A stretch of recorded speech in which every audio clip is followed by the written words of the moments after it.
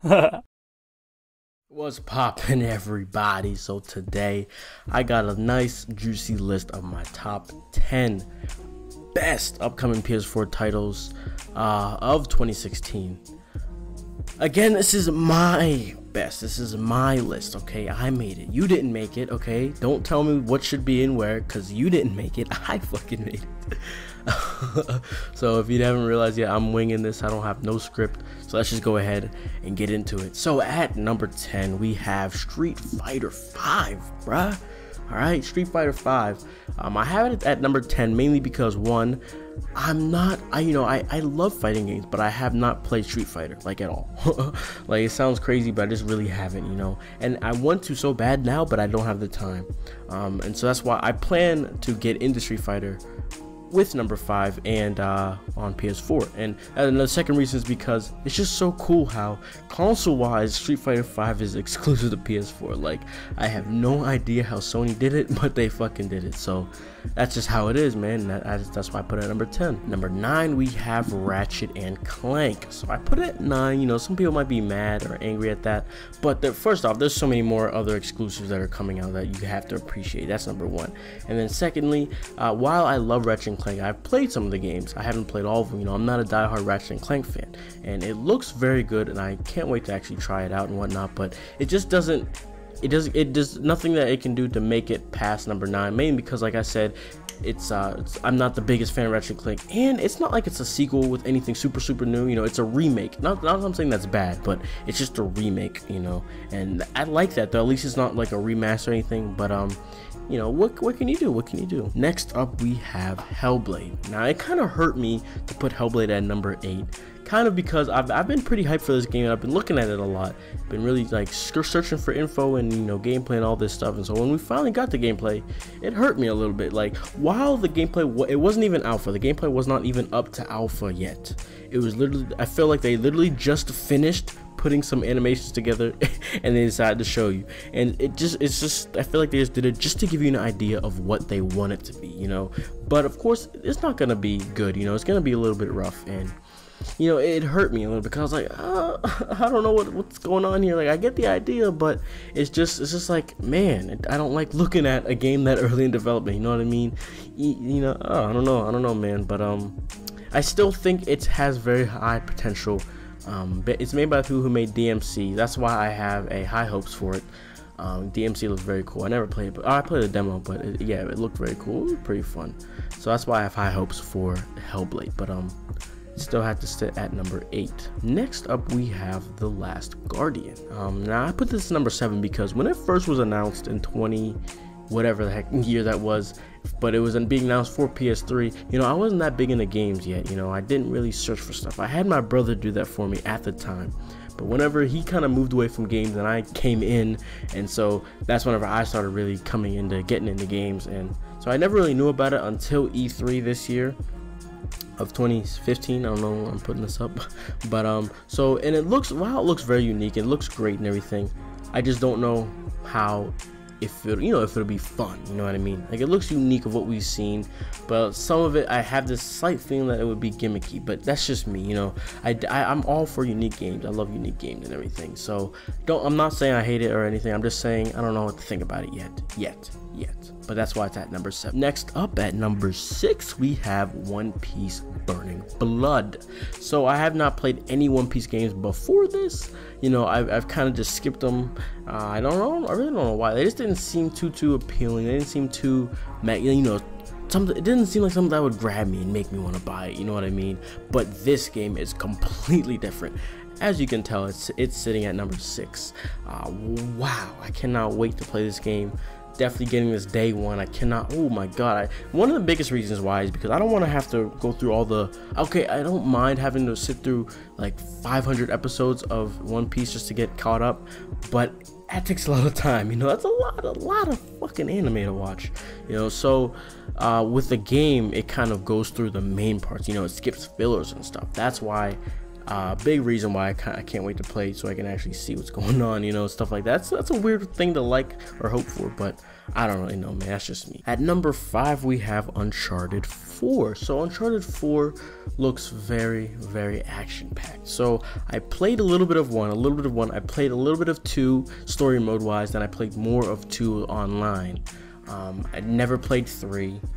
And I beat the Vita version of Uncharted Golden Abyss, you know. So not saying I know what's going on. Oh, okay, I understand the Uncharted, you know, what you're supposed to get out of it, you know, the kind of feel you're supposed to get out of Uncharted. So I kind of have some hopes for Uncharted 4. I might have to pick up the collection soon, because I really don't want to be so confused by Uncharted 4, or I might just watch a story video on YouTube.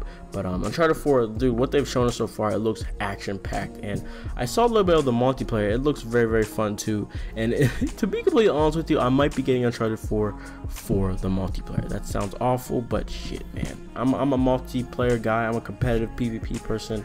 I love that shit, and I live for it. So that might be what I do, but we'll see. At number 4, I have Persona 5. Now it kind of hurts me to put this. This is even low. You know, this is kind of high, but I feel like it deserves higher.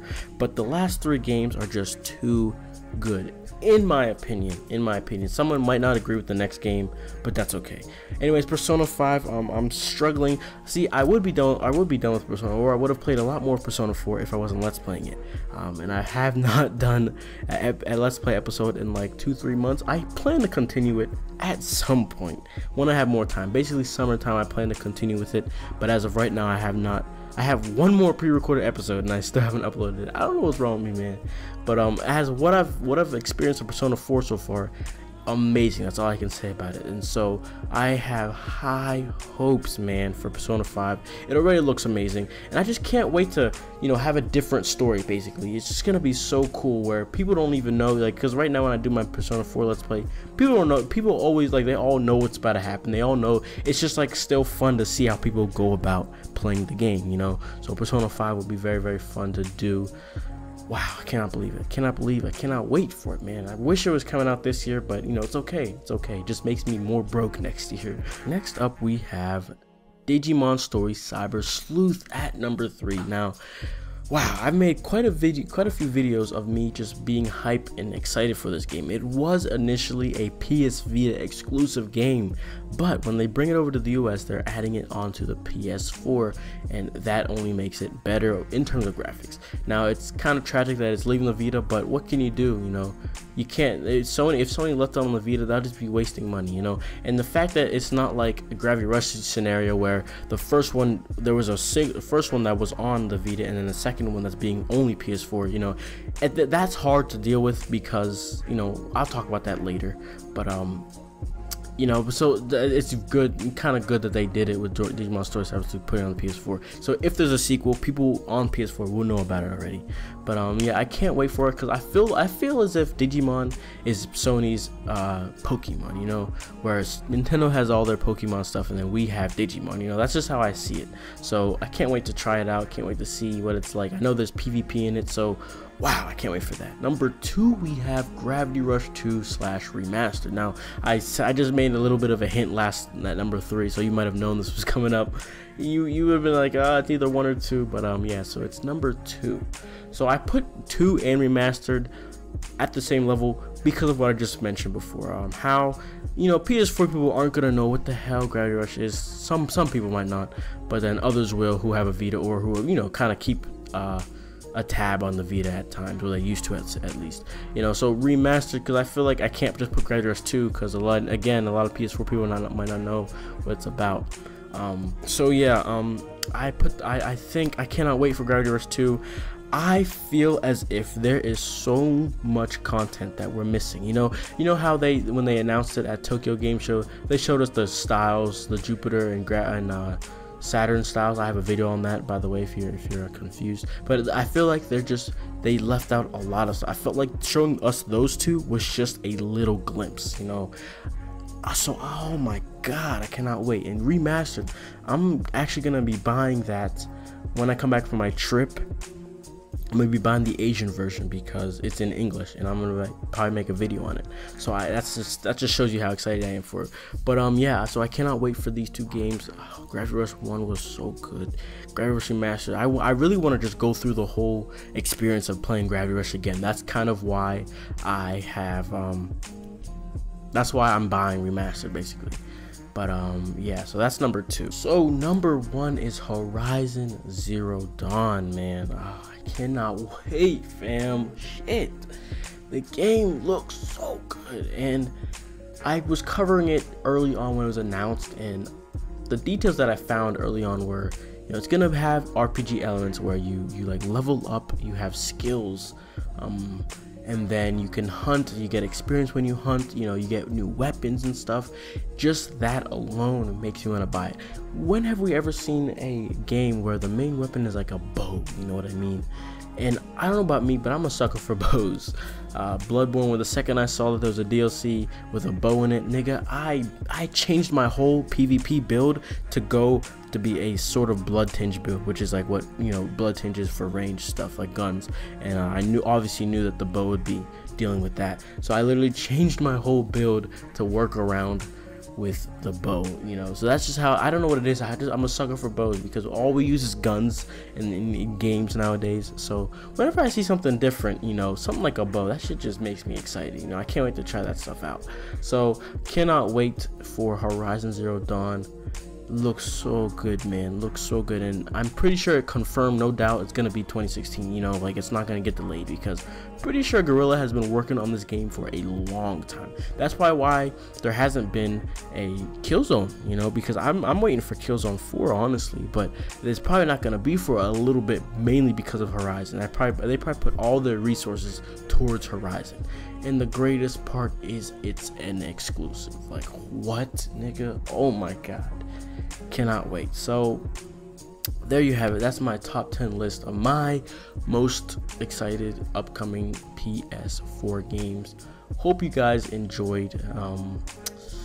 Let me know what your list is in the comments below. I really want to hear it. I really want to see how you guys fare and what games you might have put in that I left out. What games did I leave out now? I left out, I know there was a kind of a key one that I left out. I can't remember.